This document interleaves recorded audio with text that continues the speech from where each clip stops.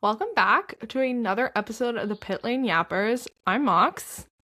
I'm Rosie, and this is Shanghai again. This is the race.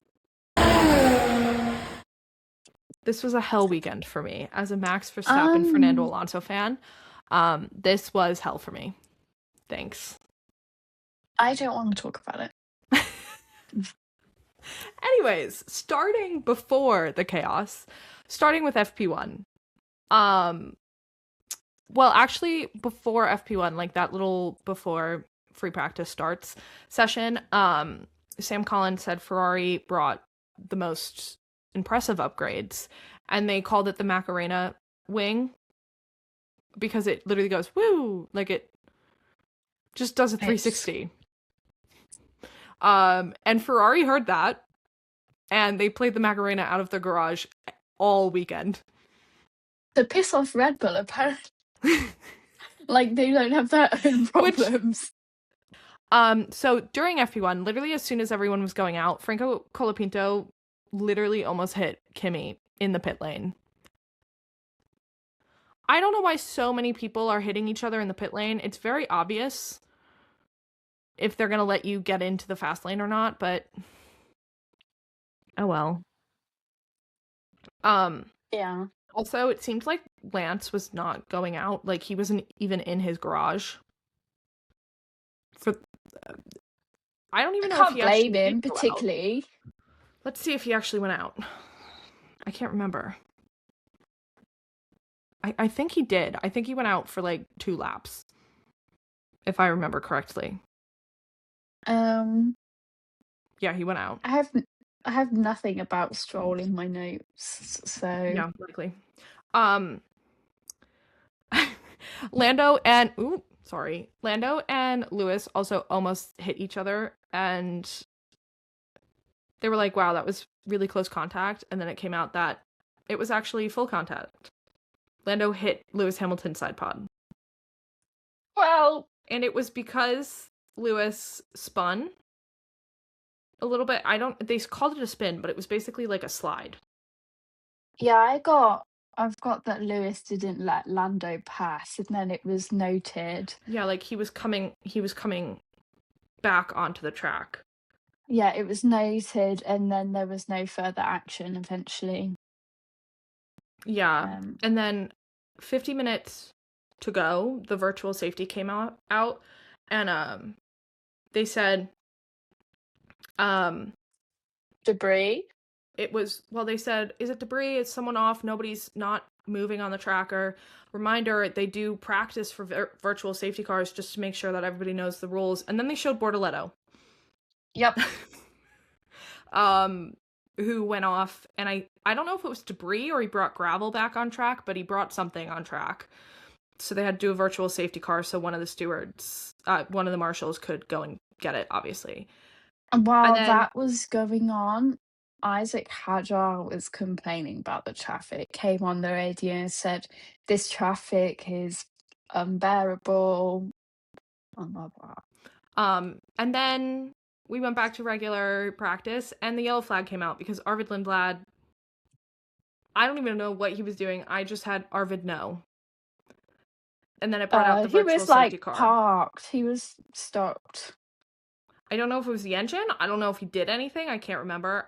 But Ruth was in the pit lane, and they were like, let's go to Ruth. And she goes, yeah, it's really bad for Isaac because you only have one practice session. And so, like, Isaac never having raced on this track, he needs all the practice. And I was like, does she mean Arvid? She never corrected herself. No one corrected her. And I was like, Isaac's on the track in a different car. She thinks it's last year. Yes. But this is also when they noted, and I also noted, basically everyone was going off. Yeah. I don't think one person besides the Mercedes had a clean lap. Yeah, it was interesting. And then they brought out, well, actually, I've got a note here that says virtual safety car ? Fire ? I don't know what that means. And then there's got a Bortoletto engine issue as well. Likely. Okay, I have 2 more pages of notes. First of all, they noted how everybody except the Astons and Hamilton were on mediums.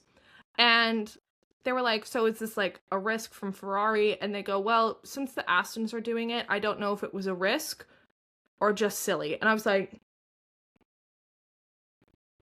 excuse me. Aston is just trying to figure something out. Thanks so much.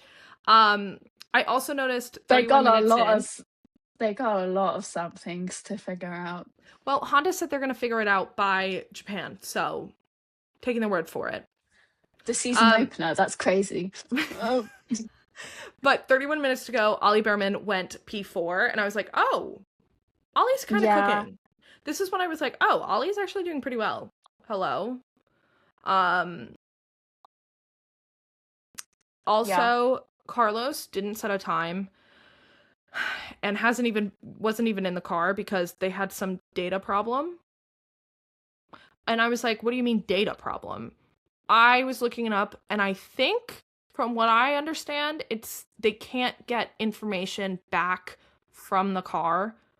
So it's telemetry. Yeah, so they can't tell Carlos if anything's overheated or anything's not working properly, so it's like a safety issue. So they were focusing on that. And then while that was going on, Oscar Piastri was shown snapping in a certain turn like multiple times. And his engineer came on the radio and he's like, it's not just you. Both cars have been snapping at that exact turn. You and Lando have the same issue. I don't know if Lando had also... Hi, Emmy. I don't know if Lando had the same exact message. They just played Oscars. But towards the end, Franco Colapinto just stopped in the pit lane. That was a bit odd. The mechanics went running because if you know anything about F1, they have fans. They're basically just major big leaf blowers to cool off the engine because it's running so hot that if you don't cool it off immediately when it stops, it will just burst into flames.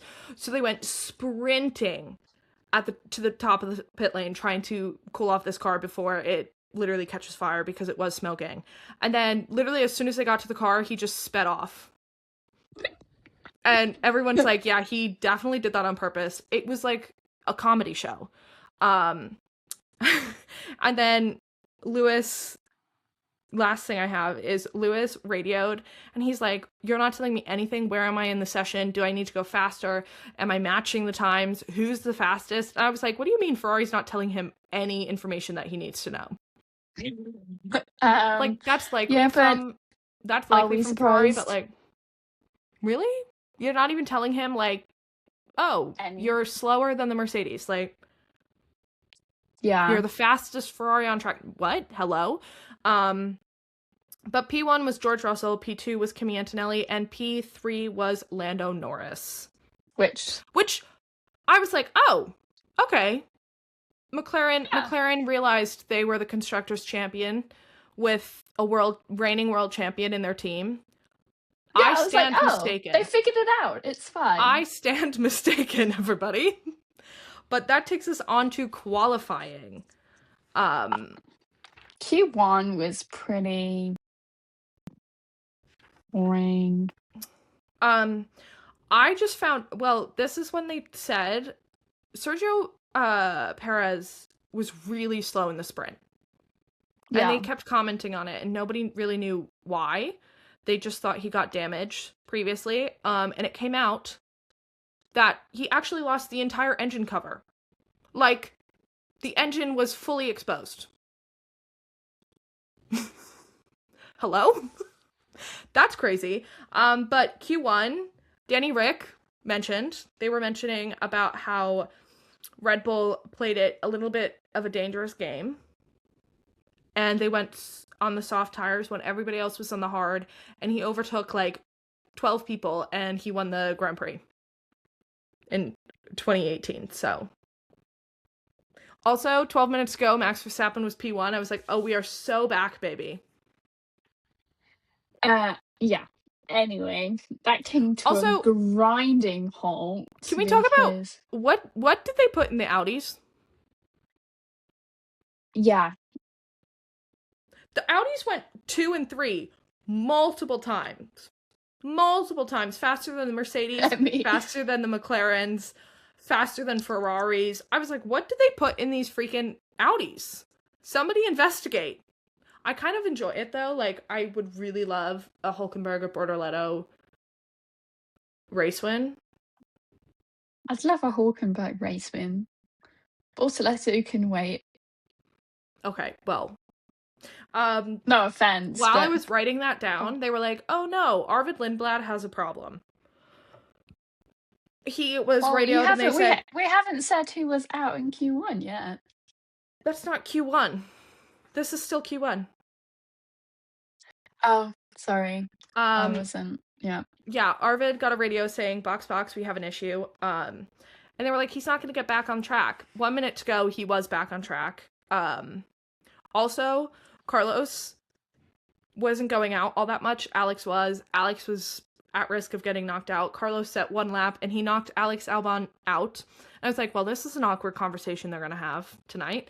And then that took care of itself because Bortoleto knocked Carlos Sainz out. So both Williams got out. So it was the drivers that were out were Perez, Stroll, Bottas, Alonso, Albon, and Sainz. And they also said Cadillac should be proud of themselves. They got 1 car in front of an Aston Martin. You mean the car that's a torture chamber on wheels? That Aston Martin? It's the same double knockouts as last time. Both Cadillacs, both Astons, both Williams. As Fernando Alonso was being interviewed, he was like, right now it's not the championship of who's the best driver, it's the championship of who has the best battery. And I was like, clock it. Oh, because I can name multiple drivers that are better drivers than both Mercedes. Well, Hamilton, I feel like Max, Oscar, Fernando. But between Q1 and Q2, it came up that Isaac Hadjar and Gabriel Bortoleto was noted for impeding. They didn't say who. And nothing came out of it, I don't think, because they didn't say anything. But I have really nothing important in Q2 except one thing. Yeah, I think it was a yellow flag for Bortoleto. Yeah, and he was in the gravel at turn 16. Other than that, nothing exciting. So the drivers that were out were obviously Bortoleto, Arvid Lindblad, Liam Lawson, Ocon, Colapinto, and Hülkenberg. We need to note that Liam Lawson outqualified Arvid Lindblad again, but this time Isaac Hadjar was into Q3, and so was Max Verstappen. But that takes us into Q3, which the first big thing that happened was George Russell stopped on track, and he was like, guys, I have an engine braking here. I have an engine braking. What is going on? And Mercedes were like, oh, there's nothing on our system. We there's nothing. And George was like, well, I have an engine braking. There is something. Which, fair enough. And then he told them to look at something themselves, and he was right. So they basically Control-Alt-Deleted it and fixed it. But that was George, really close. I think it was 3-4 minutes to go. So that was pretty close because the Shanghai circuit is pretty long. Yeah, but I feel like massive credit to George for essentially figuring it out all by himself. Well, within 30 to 45 seconds of when he was having that issue, if he continued to have that issue, he wouldn't have been able to set a fast lap anymore. And I think he was 5 or 6 at the time because everybody else was on newer tires, so he needed to do a lap. Fast. It did bring out the yellow flag though. That kind of ruined, I think it was Oscar's lap and Max's lap. It was Max's lap for sure, and it ruined somebody else's. I think it was Oscar. Don't quote me on that though. But this basically means this yellow flag actually kind of helped Mercedes because Kimi Antonelli got pole position and he became the youngest pole sitter in Formula One history, taking it from Sebastian Vettel. Don't worry, Sebastian Vettel still has the record for the youngest world champion. Well, we've done it now.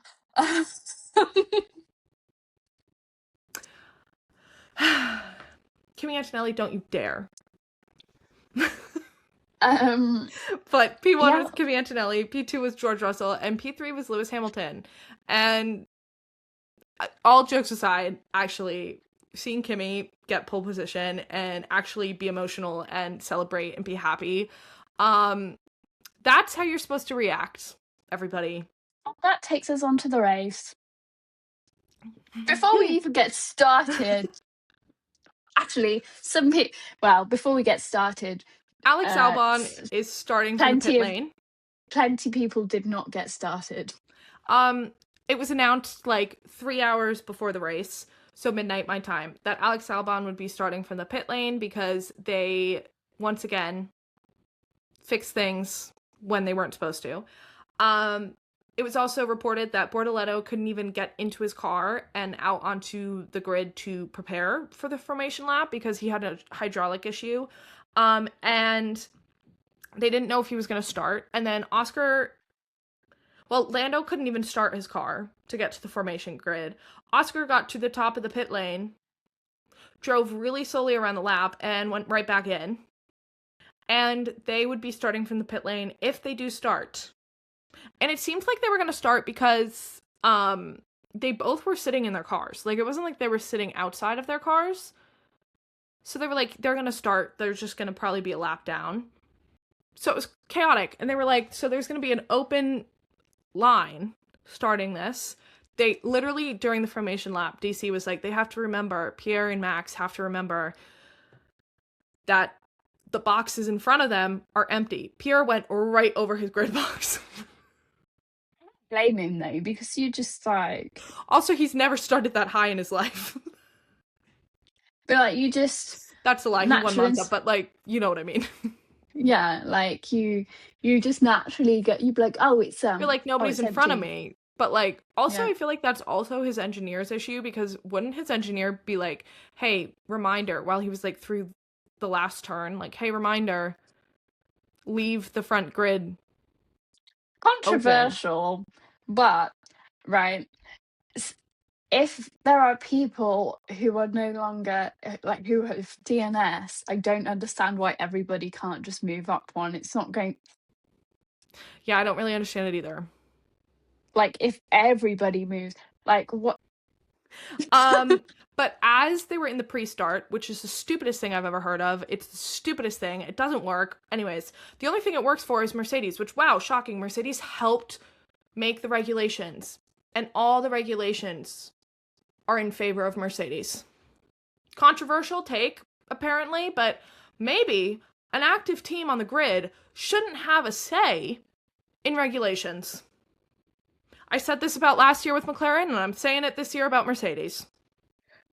Well, anyways, during that formation, that pre-warm-up, whatever it is, pre-start, it was announced that Bortoleto would not be starting, Alex Albon would not be starting, and Oscar Piastri and Lando Norris were out of the car. So, and there was a fun fact, well, depends on your definition of fun, really.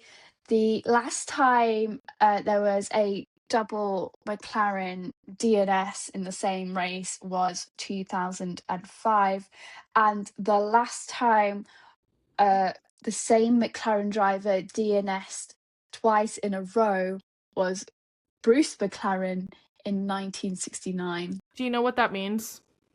Oscar Piastri world champion. You're more deluded than I am. Mind you, my team was at least starting. But lap 1, once again, was crazy. Lewis Hamilton overtakes both Mercedes again. George seems to always have a good start off the line. Kimi Antonelli cannot figure it out for the life of him. Which George honestly, has always been a good starter, though. I just need to clarify, this is not Kimi Antonelli shade. Max Verstappen cannot figure out this start either. So, and he's a 4-time world champion. So, but as Lewis was leading, Charles Leclerc had to fight Kimi Antonelli because Kimi was third at this point. Yeah, Kimi was like, not happening. Not happening.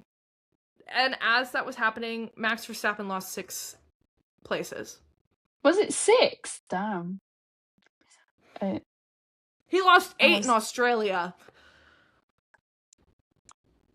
I have good news, though. The FIA has just announced that they are going to fix the regulations and let teams use more of the V8 and turbo engines because everyone seems to be complaining, except 2 drivers, George Russell and Kimi Antonelli. There was a yellow flag on lap 1 as well, and it was Sergio Perez. I have Isaac Hadjar. Well, I think that I was obviously on the Sky Sports stream, and they were going back and forward. They were like, "Oh, was that Perez? Was that Hadjar? Was that Perez? Was that Hadjar?" I had Hadjar. And then they showed Hadjar, so I was like, we also need to note, okay? It's the small things, everybody. I just need to clarify, it's the small things with Aston Martin. Fernando Alonso climbed 9 positions into turn 1. It doesn't matter that 4 of the people in front of him, 4 of the people in front of him DNS'd, okay? He climbed 9 positions. And on top of that, 4 positions, he still climbed 5 positions if we're not counting the DNSs. So, in a torture chamber on wheels. So, just clarifying that. Love him. He's insane. Don't worry, he lost those really quickly. But lap 2, Kimi Antonelli gets by Lewis Hamilton, so he just has to fight George now. This was also when they showed Oscar in the paddock, back in his clothes, going back to the garage, and I was like, sir, I would just get on a flight.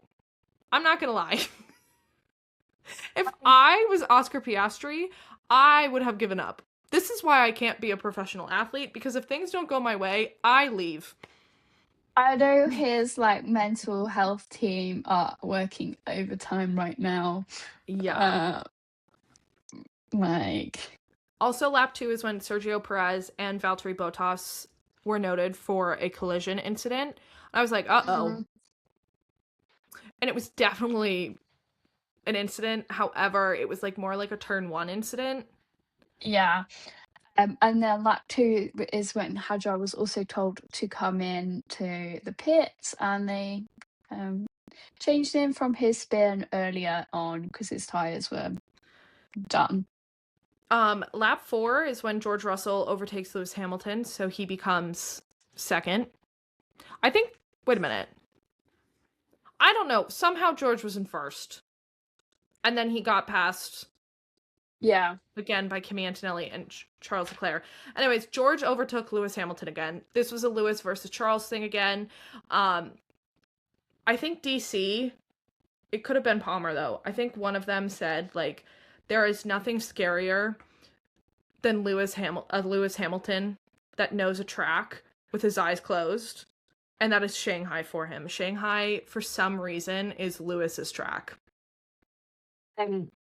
And Shanghai is Charles' worst track, so the fact that he is up here is quite... Also, George Russell was P1, or P2 at the time.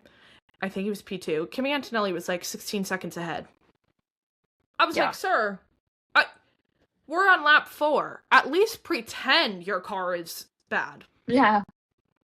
Lap 5 is when Max Verstappen got behind Arvid Lindblad, and it was actually an insane battle. Arvid Lindblad was in front of him, and they didn't show it. Of course they didn't. But I was on Max's onboard on F1 TV, and this battle was just as good as the George and Lewis battle last week.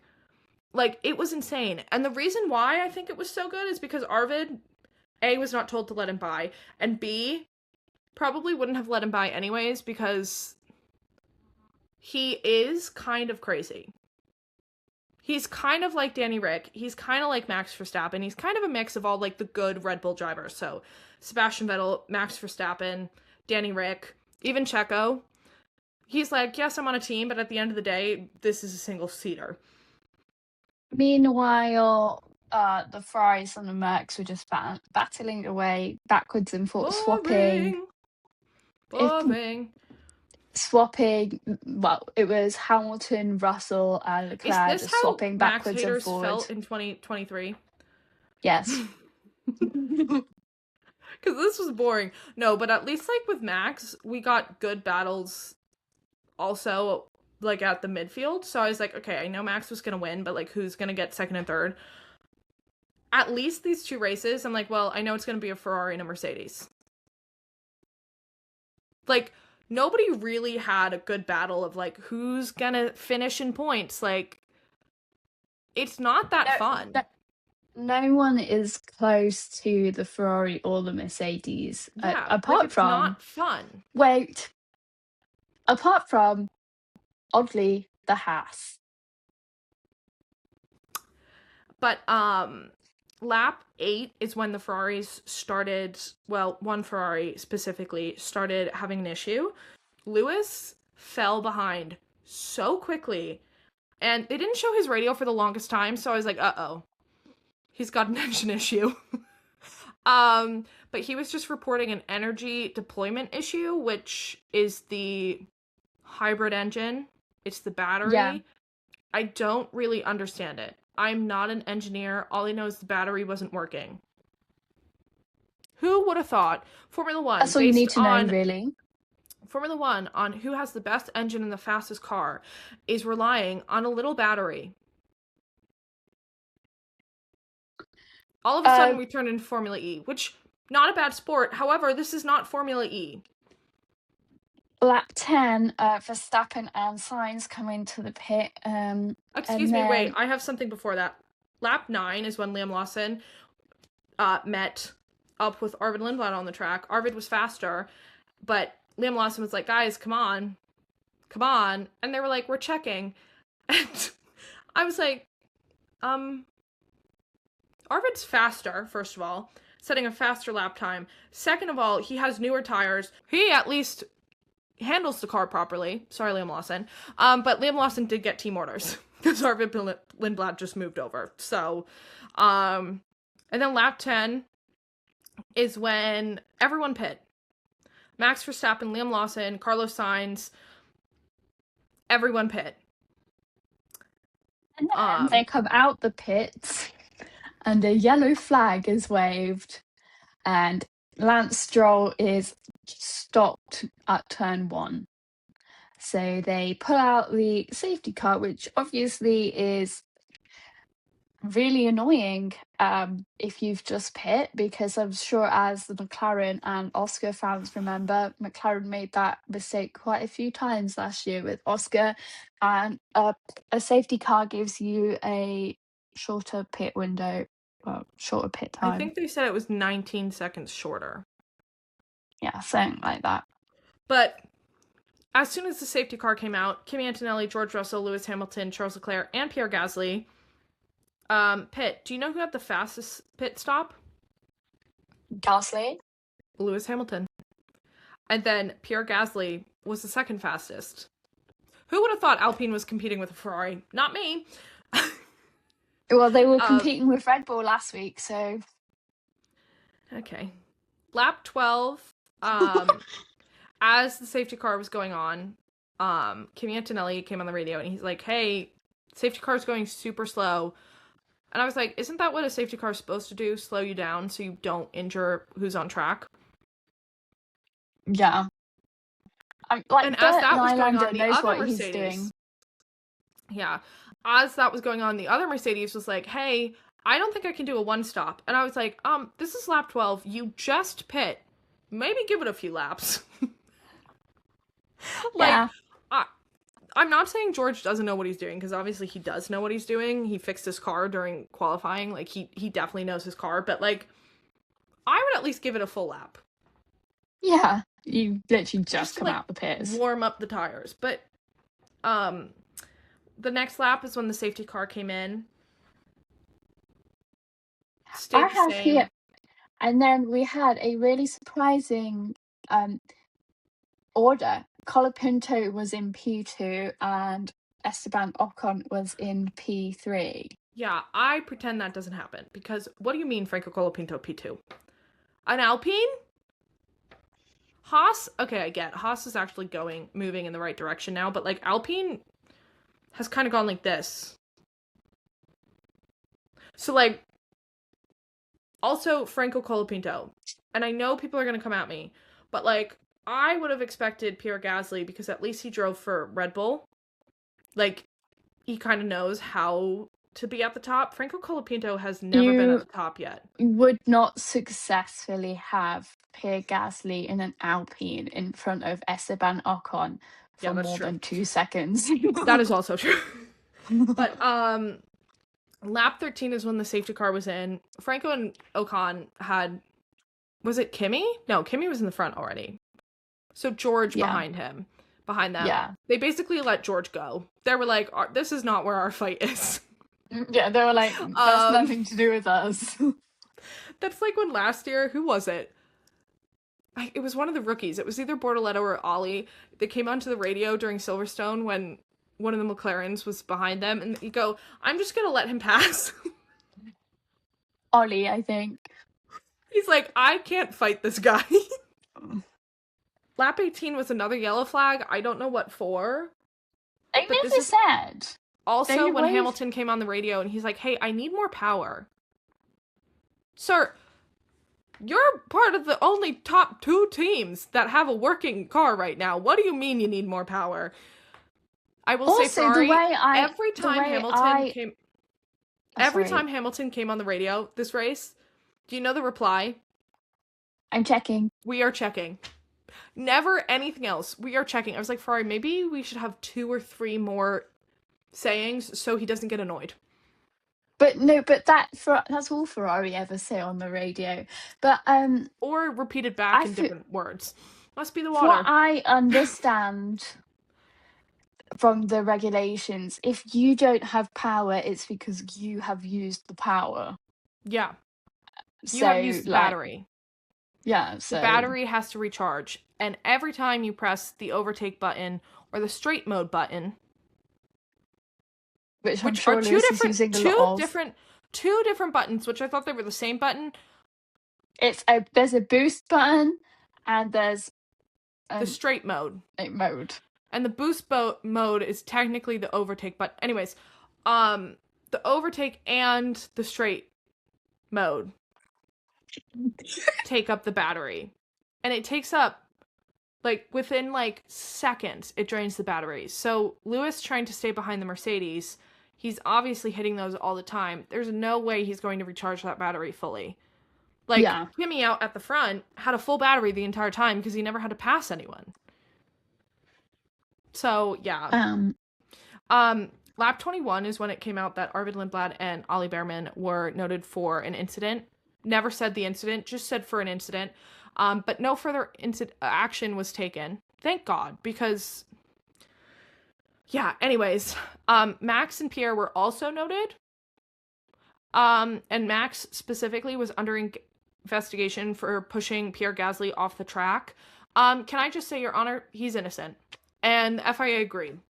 And you know, if the FIA agreed with Max Verstappen being innocent about something, he's actually innocent. Because the FIA was like, ooh, Max Verstappen, we can give him a penalty point. For anything. The Hamilton fans are going to have your back for that one. Okay. Go for it. I just have here that the Ferraris are still fighting, and then I have something that can't be aired online, otherwise a certain group of people will come for me. Lap 25 is when Arvid Lindblad and Liam Lawson were noted for forcing another driver off the track. While the V-carb thing was happening, and the Ferraris were fighting, and they were like, yeah, you're free to race. Meanwhile, George Russell was literally right behind them. They pushed each other off, and George went, thank you. They both seem to enjoy the backwards I and think the forwards. reason why Ferrari doesn't say, like, hey, team orders is because they know, A, neither of them will listen, and B, they actually enjoy it. Yeah. Like, I think especially Lewis, and I'm not saying Charles doesn't, but especially Lewis, who had to fight Sebastian Vettel, Michael Schumacher, Nico Rosberg, Fernando Alonso, all these world champions, he learned a lot more than Charles, who just had Seb as a world champion driver before Lewis. Lewis learned that you can race hard and not destroy the car. Besides that one Mercedes moment, let's just not talk about that. But like I would say I feel like Charles has been raced. The only person that he's raced that he's learned not to destroy the car with is Max, who is not his teammate. Yeah. Like, I feel a lot of I'm just going to mention this briefly. A lot of Team LH have been saying that Charles is really going to learn now that he's not racing with, not bullying a rookie on track. And I would just like to point out that Charles has perhaps had one rookie teammate. he had one rookie teammate when he also joined. So he was also a rookie. Makes no sense. Lap 26, Lewis Hamilton overtakes Charles Leclerc. Then Charles Leclerc overtakes Lewis Hamilton.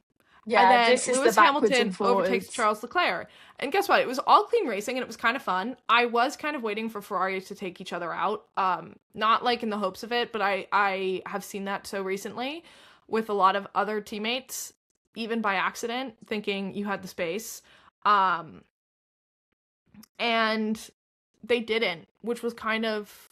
It's nice to see. Nice to see because, well, last year it was the McLarens in Montreal. Lando thinking he had space when he didn't, and he was like, yeah, I thought I had more space than that. And then it was... Yeah, but I feel like the difference here was that it was very obvious that there was no space. Yeah, it was Isaac Hadjar taking out Max, and he was like, sorry, my bad. Yeah. But like Lewis and Charles, I will say, yeah, they got very close sometimes. But like I felt close. like they knew they weren't gonna hit each other. They are matching each other's freak to the maximum, I would say. Meanwhile, on Twitter, Lefosi and LH are screaming and scrapping at each other, and in the post-race interviews, those two look like they've had very already won, yeah. Yeah. Won the lottery, like, okay. Yeah. It's like when Kimi Antonelli and Max Verstappen, it's when Max Verstappen fans blamed Kimi Antonelli for Max losing the championship. So much so, Kimi Antonelli had to, like, literally officially come out and say, I'm so sorry. Max was like, he's a rookie, he's learned. Which I will say, the difference between how Max treats Kimi Antonelli versus how he treats Arvid Lindblad is hilarious. Kimi literally took him out, and Max was like, not his problem. Arvid Lindblad slows down in the pit lane because he didn't realize he was speeding, and Max is like, this stupid little kid just keeps brake checking me. Can you have him move? This is the stupidest thing ever. And I was like, Max has lost Max is just irritated. Yeah. But lap 33, Esteban Ocon and Franco Colapinto had contact, and while that was going on, didn't even show it. I only know because I was watching his onboard. Fernando Alonso goes into the pit lane and DNFs himself. And I can believe it that you watch Alonso's onboard. It must be so nice to see the back of the race. I just see open road because he's so slow. Anyways. But also, on top of that, I was watching his onboard so actively because people were like, he's taking his hands off the wheel. And I was like, there's no way he's staying on track. He took his hands off the wheel 6 or 7 times, and he was just going like this and putting it back on, and then going like this, putting it back on. Every time he was on a straight, specifically that like big straight start finish, he literally was going like this. And it post race, they were like, we saw you taking your hands off the wheels. You chose to come into the pit lane. What was going on? And he's like, yeah, I couldn't feel my feet and I couldn't feel my hands. Can we just talk about how, first of all, he kept the car straight, taking his hands off the wheel. Crazy. Second of all, what do you mean he couldn't feel his feet? Yeah. Aston Martin. Actually, this isn't even Aston Martin, because Aston Martin, there's so much drama going on with Aston Martin, but it's literally all Honda. Honda strikes again with Fernando Alonso. But while that was going on, Franco and Ocon were noted, and Esteban Ocon came on to the radio, and he's like, hey, that was me. And I was like, wow. Literally, me and DC at the same time said that would never happen with Gasly. You can't blame my man. He saw blue and pink and floored it. But obviously, because Ocon admitted it, I will say it took 4 laps, but 4 laps later, he did get a 10-second penalty. So he went into the pit, served it.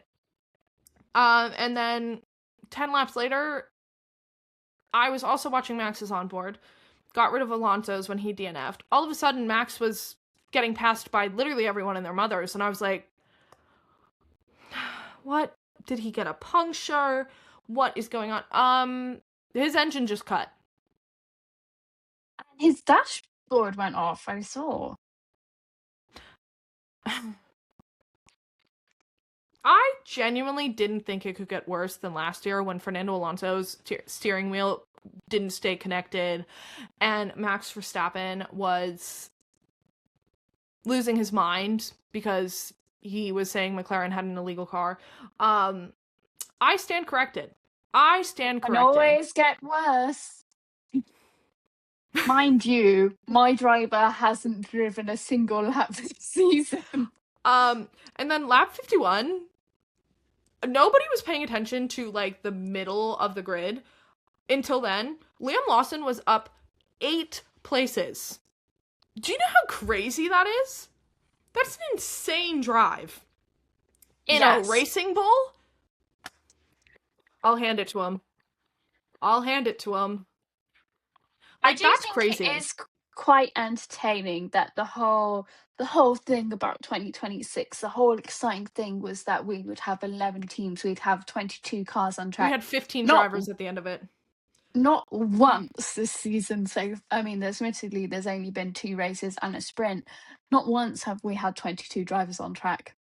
We literally finished with 15 drivers on track. But, that was really the only exciting part besides, obviously, the podium. Yeah, after that. And the winner, which was Kimi Antonelli, has officially won a Grand Prix. But George Russell was P2, and Lewis Hamilton was P3. The first podium for Ferrari, they were saying. Which, I don't think that's true. I think he got a podium in a sprint last year. They had a double podium in the Shanghai sprint last year, but they had a double disqualification. That's what I remember, yeah. But it was really cute to see how excited Kimi Antonelli was. Bring back crying for your first ever race win. Bring back crying men. More. Also, like, on the radio, he didn't seem that excited. He was like, oh my god. Oh my god. Like, but I think he was shocked. And then he got out of the car and he just started bawling. And I was like, oh, he didn't realize until then. Thank you. Like, I have a fun fact though. I do too. Lewis. Oh. Is it the same one? Nope. Lewis was in McLaren for Nico's first win and shared a podium with him. He was in Mercedes for Oscar's first win and was on the podium for that, and was in Ferrari for Kimi's first win and was on the podium for that. Also, fun fact, they brought Bono out for the podium. Bono got to get the constructor's trophy. And Bono was a radio engineer to all 3 of the podium So I just think that's so cute. Kimi, Lewis, and George. But my fun fact is actually the last time the German and the Italian, I'm gonna cry. The Italian and the German national anthem was played was in 2019 at the Singapore Grand Prix with Sebastian Vettel winning his last ever race with Ferrari. Piastri fans, are we ready for the season opener? Wait, I have another fun fact before we really officially finish. And it is, this is a crazy stat because everyone is making fun of Aston Martin, okay? I get it. We're not the greatest. However, I don't want to hear this, I think. However, so far in 2026, Aston Martin has completed almost twice as many laps as McLaren. Aston Martin has completed 105 and McLaren has completed 58. You know what? This is a fun fact for who? For me. But anyways, who are your winners and losers? Your one winner, your one loser. I think the winner has to be Kimi. Same. Pretty, incredible drive, comfortable drive in the front. I will also say, like, he does have the best car. Guaranteed. However, this is his second year in Formula One, and he's racing Lewis Hamilton, Charles Leclerc, George Russell. Like, he is racing these drivers who have been in F1 for years and keeping up with them. Yeah, this is his 26th race, so he's doing a very good job. The loser is McLaren. Oh, you cannot get more of a loss than not even both your drivers not even starting. My loser is McLaren, but also Aston Martin, because what do you mean your driver was driving without putting his hands on the steering wheel? And your other driver was asked, so are you looking forward to Suzuka? And he said, pray for me. I think Lance Stroll genuinely said to a journalist, pray for me. He can quit if he wants. They do know that, right? No. Who would take his spot right now? No one. I will say though, Honda said we will have it fixed by Japan. That is what they said after it came out that Aston Martin had an undrivable car. So this is really going to see if they stay true to their word. And I was going to say, saying it and doing it is one thing. Yeah. I will also say, Adrian Newey came out into an interview and said, Honda just lied to me. They have been lying to everyone. They're just a bunch of liars, basically. And I guess Lawrence Stroll didn't enjoy that. So much so that he is talking to Christian Horner to take Adrian Newey's place. Why? What does Christian Horner know about what Adrian Newey does? I think Newey will still be the engineer. I was trying to read the article, but it was paywalled, so I looked at the fuzzy thing and I just squinted. I think Horner would just take team principal. What a shame! I am so delusional in the fact that I think Honda is going to fix their engine by Miami that I am looking at Miami Grand Prix tickets. Last time I was in Miami Grand Prix, both of them DNF'd, so not doing well. However, it will be different this time. Anyways, that was that was the Shanghai Grand Prix, and we will see you for Suzuka. Bye. Bye.